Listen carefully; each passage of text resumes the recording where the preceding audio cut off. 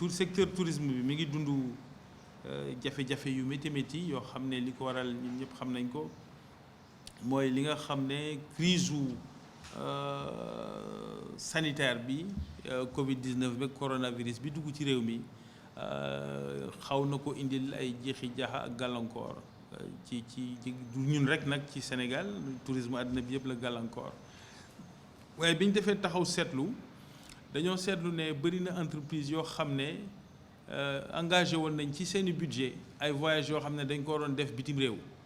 yaa xam ci comité d'entreprise yi la ñenn ñi ay colonie de vacances ñii def ay incentive ak yu mel noonu bëri woon nag ñu koy def ci réew yoo xam ne mooy réew bugguma tudd réew yi mooy réewu Afrique du Nord yi ñii jëm ba booru ca naar yoo fële booru Dubaï ak yooyu loolu lépp duñ ko xaymaa toll nañ ci 7 milliards lu mu néew ñu xool ne kon loolu ay recettes yoo xam ne la mun nañ ko jël dugal ko ci réew mi ci secteur du tourisme Sénégal nga xam ne kon dinañ taxawu koom-koom bi taxawu ñi nga xam ne ñooy liggéey ci wàllu woowu ñu bëggoon nag waxtaan ceeg ñoom pour ñu mun a fexe ba ñoom ñëpp ku ci nekk jàpp ci bi ñu seetloo nag yenn entreprise yu mag yi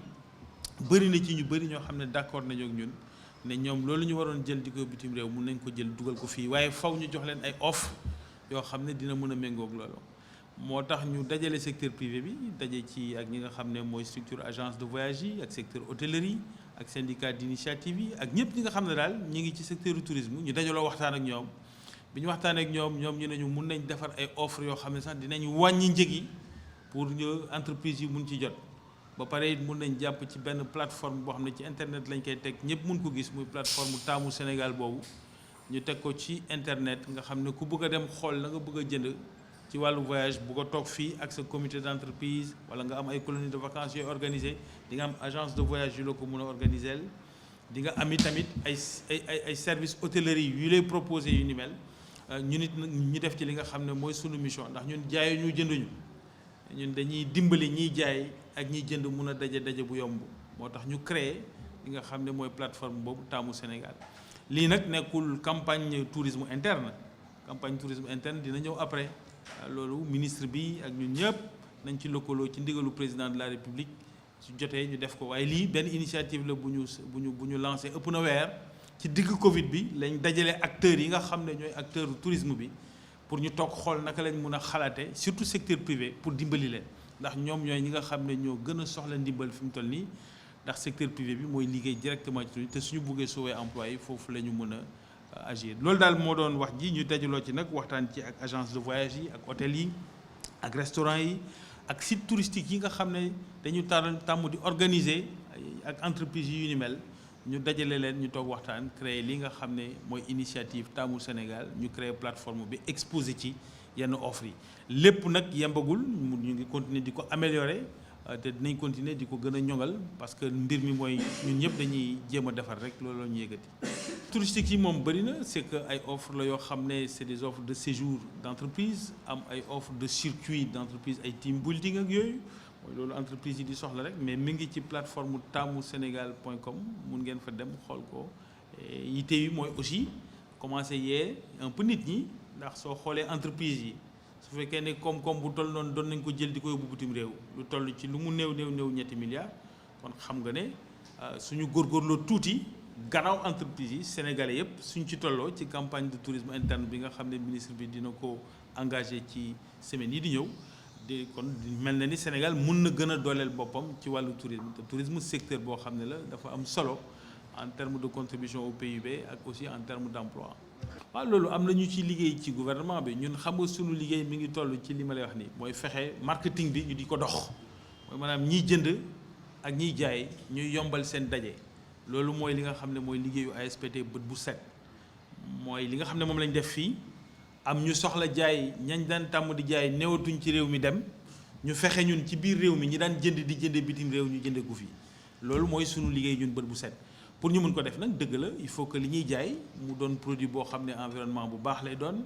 loolu nag ñi nga xam ne ñoo yor investissement bi ñu ngi ciy liggéey ñi nga xam ne aussi ñoo yor secteur yooyu ku ci nekk am nga un programme de protection fii may wax ak yow am na ñoo xam ne ñu ngi liggéey di réunion fi may wax ak yow nii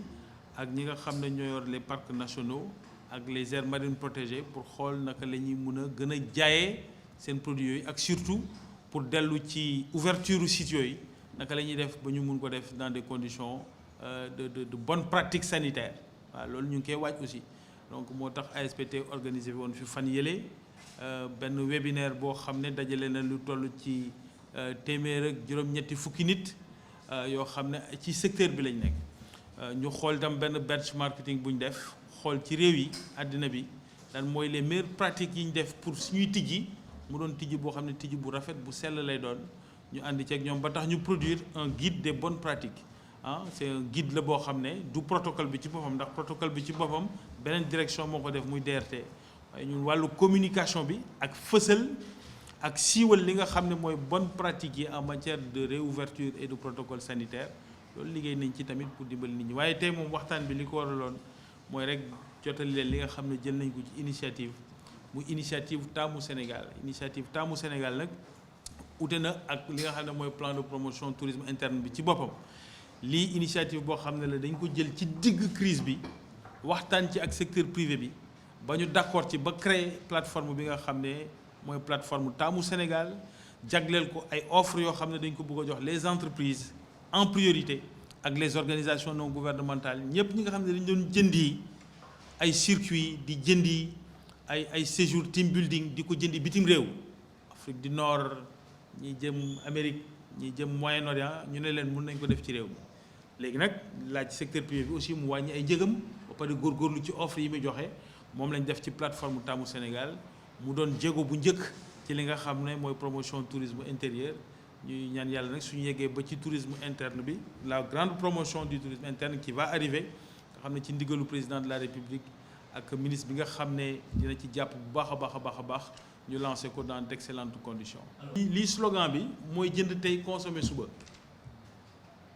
li ñuy incité nit ñi puisque loo xam ne la dañ ko budgétiser ba noppi ba mi ngi seen ligne budgétaire nañ ko jënd suñ ko jëndee ñu ngi jàppale secteur bi ndax suñ ko jëndee rek ñu ngi jox trésorerie secteur bi mu mun a defaraat toogaayam même su fekkee ne tijjeeguñ hôtel yi léegi waaye rek waaye loo xam ne waajoon nga ko ba dugal ko sa budget mun nga ko engagé rek soo ko engagé di nga ko mun a consommer saa yu ñu tijjee hôtel yi wala ñu tijjiwaat circuit yi mais loolu ñu ngi rafet njott ne balaa at mi di jeex xëj na ñu génn ci li nga xam ne moom la ñuy dund. donc acheter aujourd'hui la consommer demain loolu mooy principe bi mooy puisque engagé nga ko ba pare mun nga jënd circuit bi léegi soo ko jëndee di nga dimbali secteur bi mu gën a noyyi ndax opération bi moom li ko lal dëgg-dëgg mooy jàppale secteur bi jàppale ñi nga xam ne seen xëy mi ngi en danger seen activité mi ngi en danger te gannaaw am na ay budget yu ñu engagé woon ba pare te mun nañ ko songu léegi daal di ko engagé loolu mooy démarche bi donc acheter aujourd'hui voyager demain.